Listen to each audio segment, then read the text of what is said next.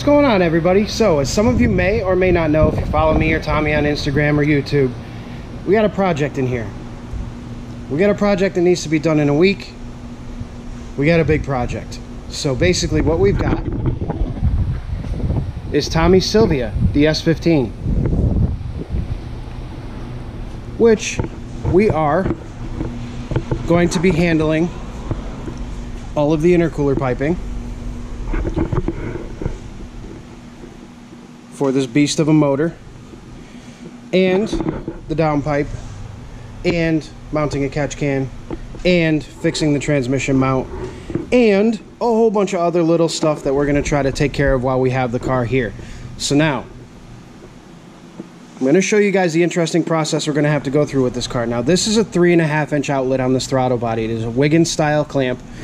What we're going to do is we're ultimately going to come with a titanium, obviously, around this way, down through here. We got to cut a nice big hole in here to fit the piping down.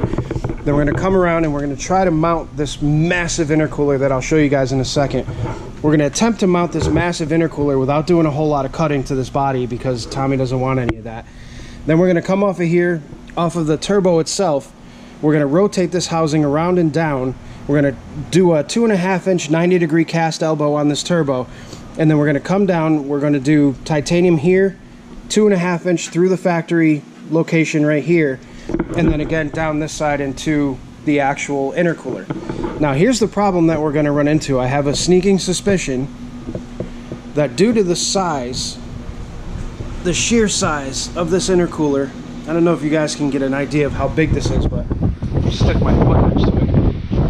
So my foot's at the end tank right now, and you can see how big that intercooler truly is. Now, it looks to be probably a 4-inch, yeah, that's a 4-inch core intercooler, so fitting it behind the bumper is going to be interesting. Now, they had this thing mid-mounted in the car that it was in originally, so that means that this was the intake side, that was the turbo side. Now we have to take this intercooler, rotate it, and then flip all the piping over. And so yeah, we got to cut all that off. We got to cut all that off.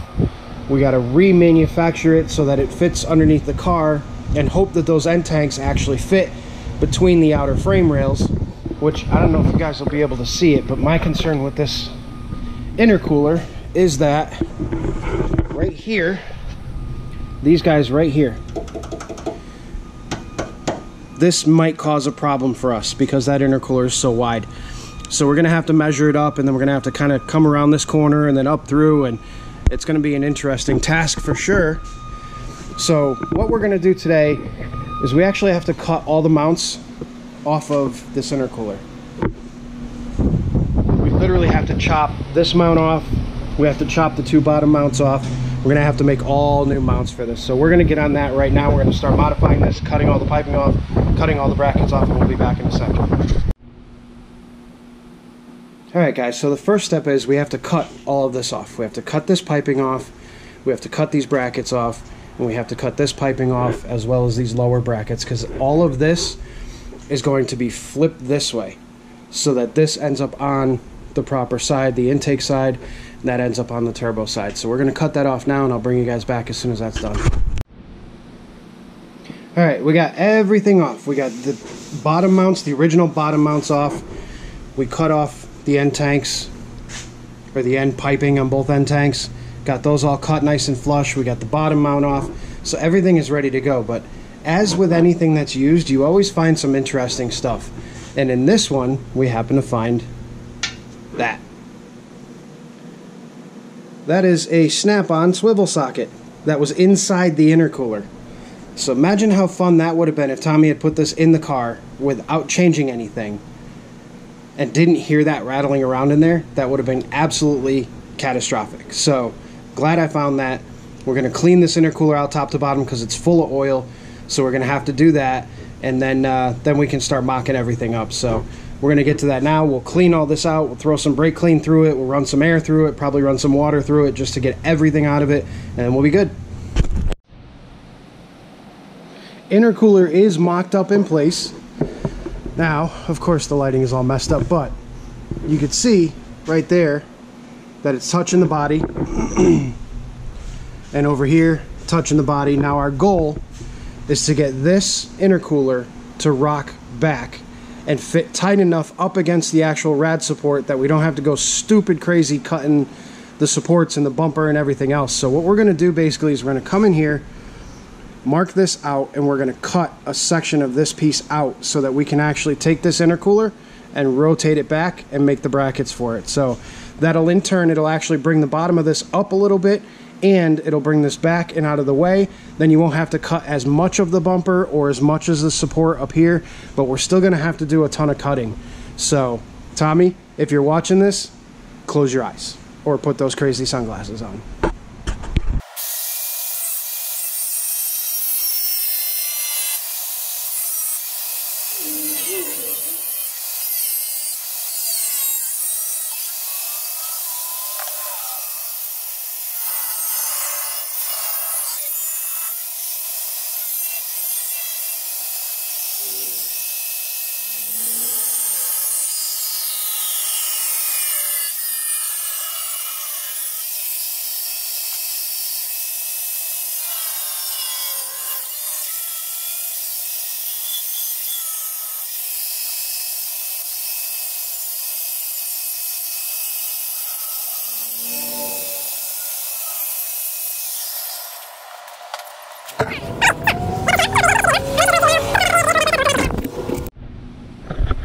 I can't begin to tell you how hard all this is to film by myself. Trying to set up camera angles and everything else with all this is nuts. So I'm just going to do as much of the hands-on in-depth stuff that you can watch me do, but I'm going to be explaining a lot of this build because it's just way too hard to set a camera up on it. But we got the intercooler in its final resting place. We cut the body. We got everything fitting right, and now it's on to actually making the brackets that are going to hold this intercooler in place. So here you can see that we actually now have the clearance that we need. Nothing's touching, nothing's hitting. The intercooler is kicked back on an angle. It is almost completely level with the lower radiator support, so it's no longer the lowest point in the car. And here's what we're doing for an upper mount. So I still need to weld that on the cooler, but we're actually going to the hood latch. So once I get that welded on there, that bracket right there is actually going to take up the top half of the support, and then underneath here we're actually going to build some brackets that go from about here to these two threaded holes right here, and that'll be our bottom mounts, and then the intercooler will be all mounted up nice.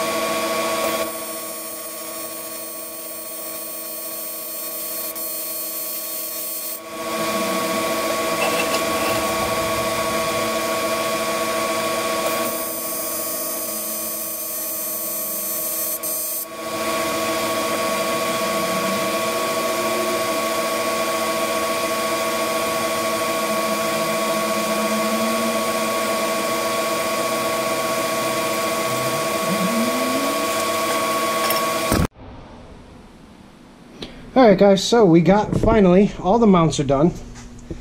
We did the 2 bottom mounts. We got this top mount like you guys saw before. That's good to go. Fits on the hood latch, no problem. These bottom mounts actually go in the lower radiator support, and they use existing factory threaded holes, which is perfect. It uses a 6mm or a 10mm head bolt. We also got the Wiggins ferrules welded on. We got all the big pipe cut off. We got those Wiggins ferrules welded on, the 3" on that side, 3.5" on that side. This one we used was brand new because the other one actually was jacked. And then this one, the 3.5" we reused, which we stuck it on the lathe, got it turned out perfectly, got every little, you know, indiscrepancy tightened up on the lathe, so that is perfect. So now we're going to go and put it on the car, and then I think we're going to move on to the exhaust.